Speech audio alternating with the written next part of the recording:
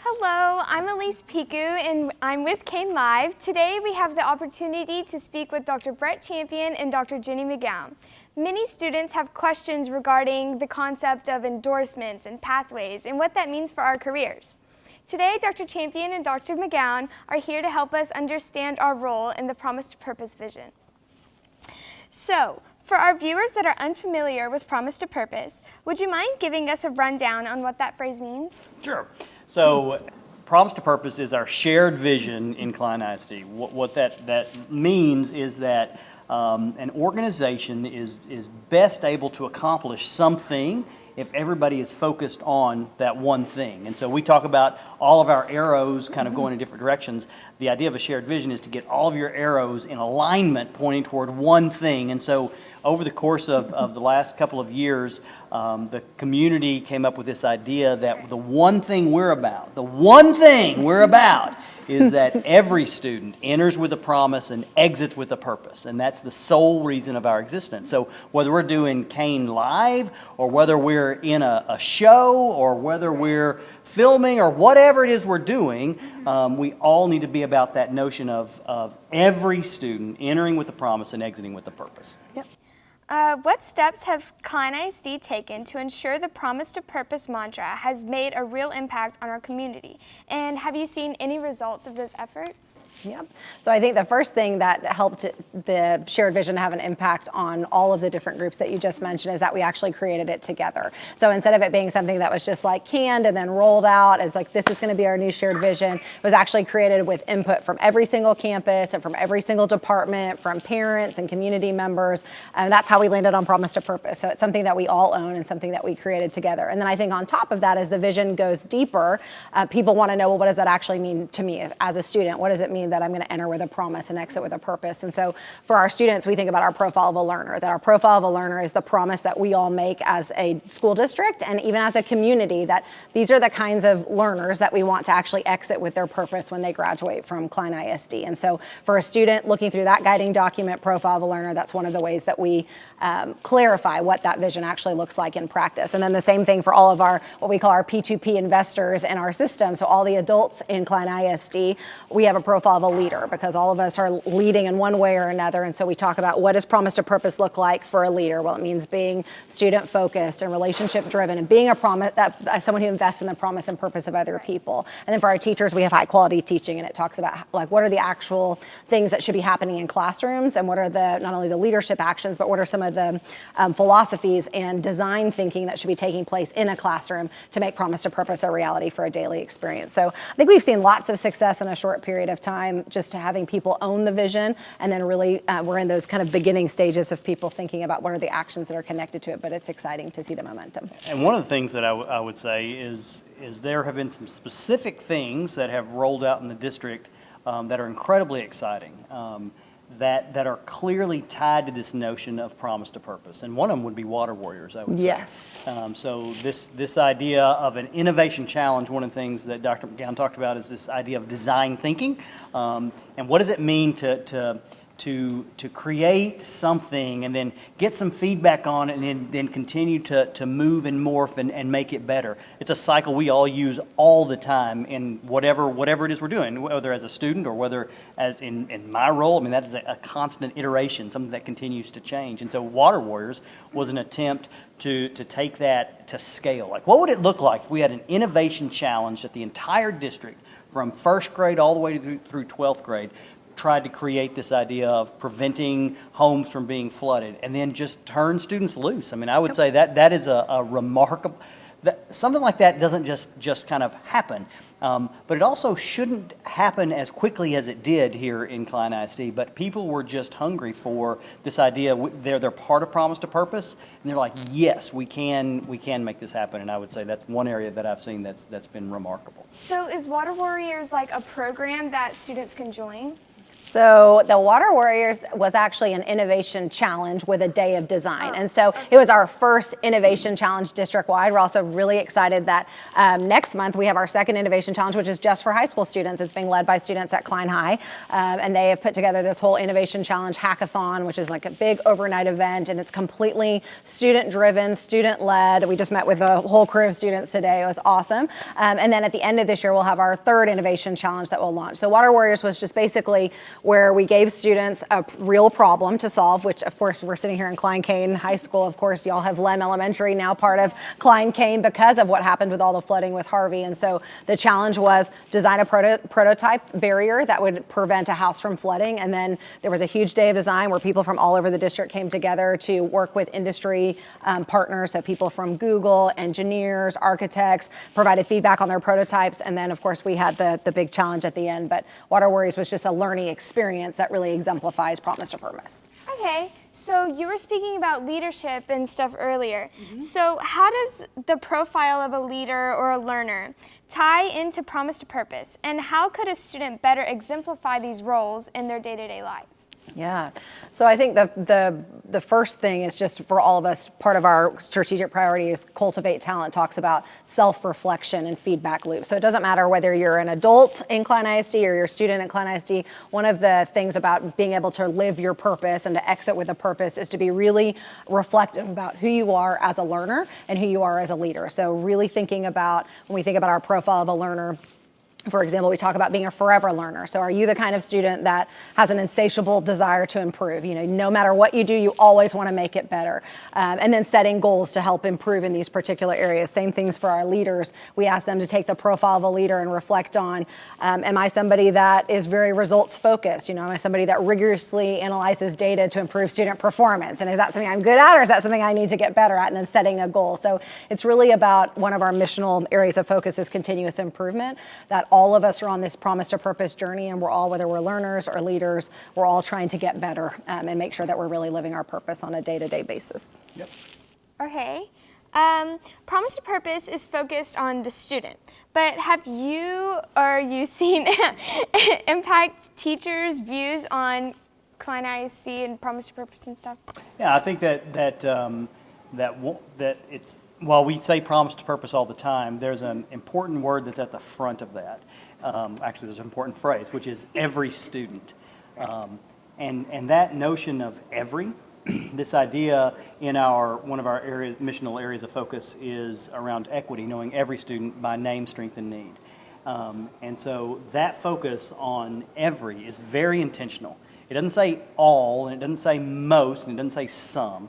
It literally talks about an individual student, and that our job as educators in the system, or as Promise to Purpose investors in the system, is to ensure that every one of these students is known by name, by strength, and by need. And so if you take a look at our definition of high quality teaching, for example, it really delves into what does that mean, what does it look like to develop that relationship with a student in order to know them by name. Saying you know somebody by name is more than just, I know your name's Elise, but it's something that I know that you ran sound for the musical here at Klein Cain, right? And so getting to know you as an individual, but also strength and need.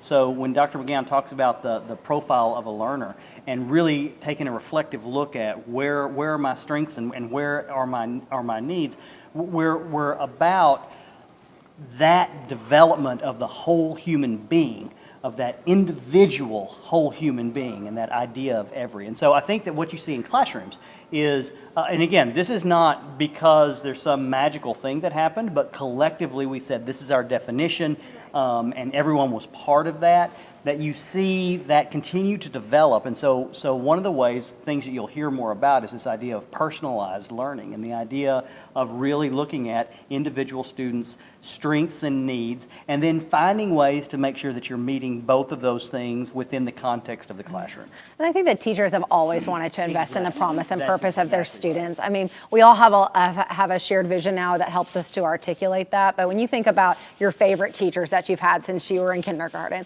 the ones ones that you remember and that you celebrate are the ones that knew you, that they were really invested in who you are as a person. They wanted to know what your purpose was. They were interested in what you thought that was and how they could come alongside you and support that and help to develop that. And so I think that it's really for teachers what gets them excited about Promise to Purpose is just the idea that it's a validation of everything they've always wanted to do for students, and that it's just that collective celebration of like, yeah, let's all do this together. Like, let's be all about how we can help our students find their purpose. So that's what gets me excited about it, at least for sure. What is the next step for career pathways? Do we have any new programs opening up to students or options that may be able to choose from? Sure, yes. So we are, not only because House Bill 5 says we need to be obsessed with pathways and Klein ISD, we are actually really excited about pathways because, as Dr. Champion was mentioning, it really does connect to this idea of personalized learning where students are exercising not just what teachers do for students, but students exercising their own agency to say, this is something I'm passionate about and something that I want to learn about and I want to get to spend extra time in. So we think about like our advanced nursing pathway that just launched last year. We have our first cohort of students and it's so exciting. We were at Lone Star Tomball a couple of weeks ago and actually seeing these students who had just come back off their clinical rounds at the hospital and how they're going to graduate and be getting their associate's degree as well as their high school diploma, and then they're going to be shy of like all these different certifications, and then there's this articulated agreement with these other colleges and universities. Like, that's amazing. Like, what an incredible experience for a student to be able to have. So we're launching 7 additional pathways next year, as well as we have pathways that aren't just for students when they get into the House Bill 5 world of high school, but like we have a Vietnamese pathway that's launching next year at Klein Elementary. And so students will be able to learn and access their grade level content, not only in the English language, but also in the Vietnamese language. Like, that's a very exciting thing. So it's really, because it is about Promise to Purpose, it's about what are the kind of pathways and learning experiences that we can give students from the moment they enter to the moment that they graduate. Right. What do career pathways do for my college career or a student's college's career? I think that Dr. McGown just hit on something really critical, which is this idea of student agency. So that, I mean, for one thing, you choose you, at least, the individual student, you say, yes, I want to do this thing, whatever it is. I mean, honestly, it doesn't matter what that thing is. Veterinary sciences, right? And you're like, I'm going to study this, I'm going to go into this, and this is something I really want to do. And so it could be that ends up being the best thing and you love every minute. But a lot of times you find out, this is terrible.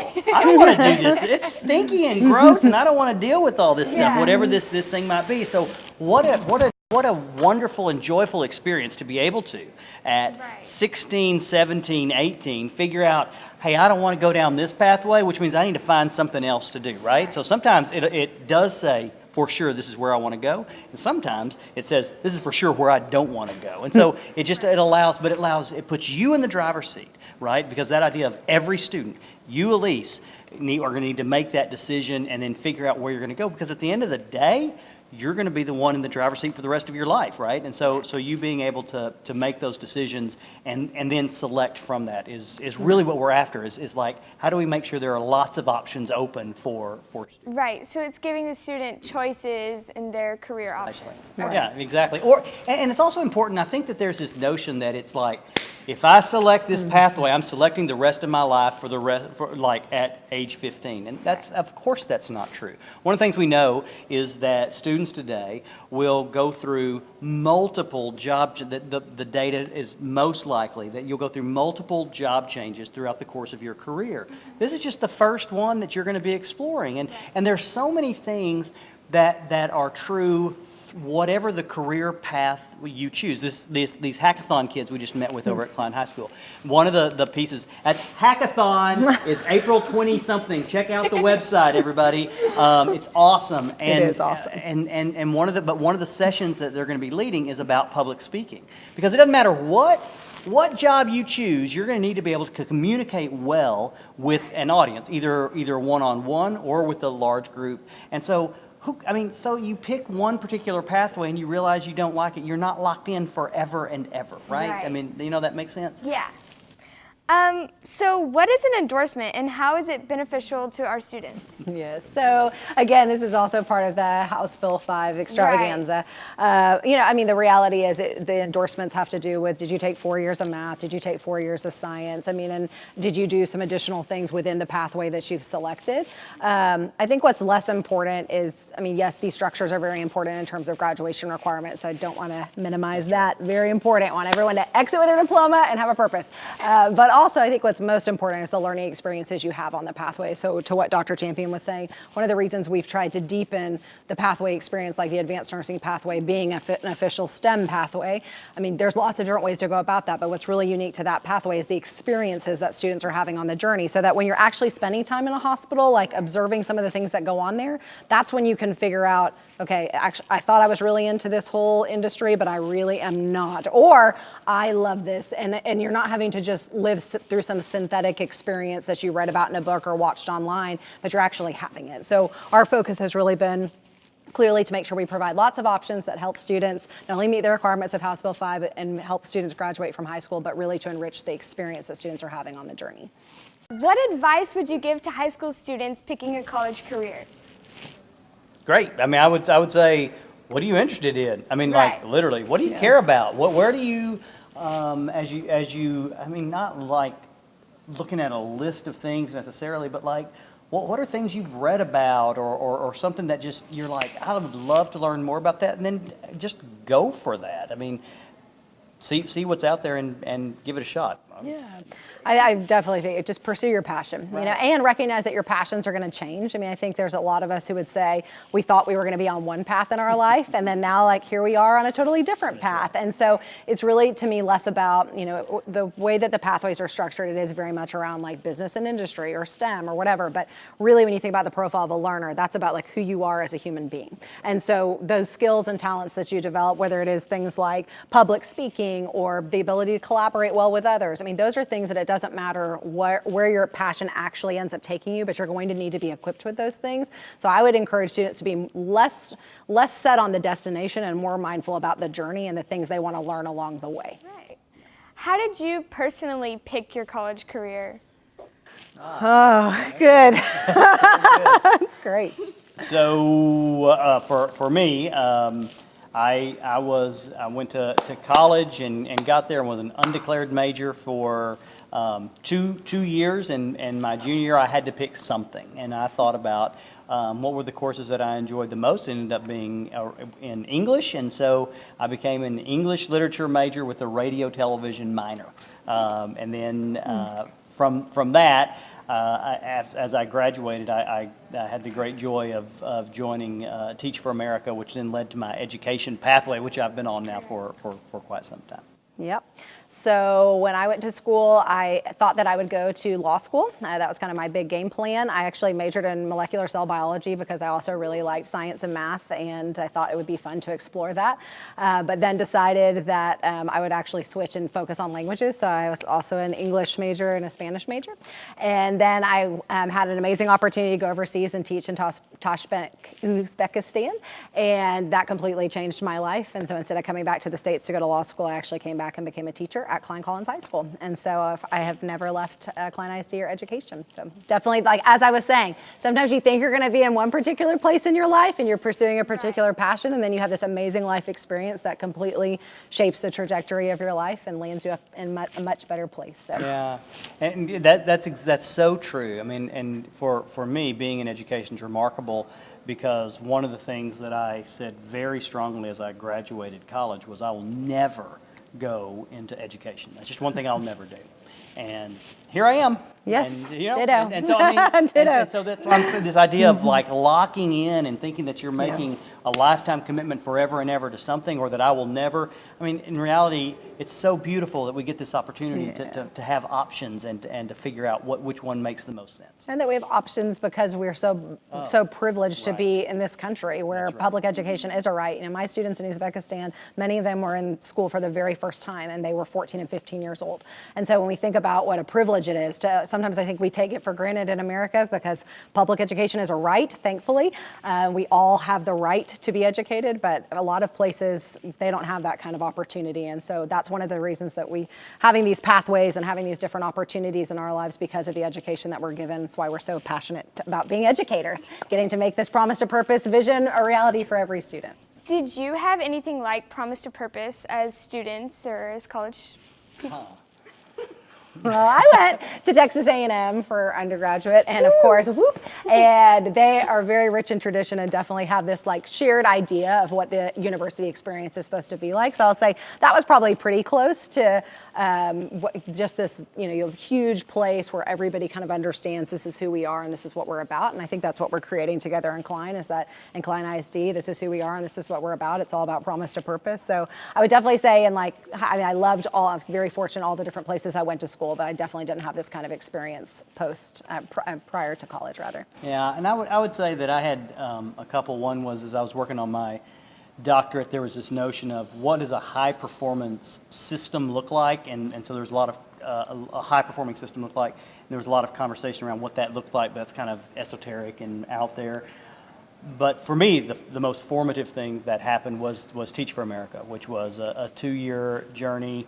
I taught in Houston and I taught in Baton Rouge, and matter of fact, we were just visiting with Teach for America about some other things recently, and that was 1991, and so 27 years later, their core vision is still exactly the same. That one day, it starts with one day, every child in this nation will have a high quality education, and that became so ingrained in me just as I left college, that this notion of one day there is hope, that one day this will happen, that one day we're going to be part of doing something like that has definitely stayed with me. If you were a current high school student, what pathways do you think that you would be most interested in? Gosh.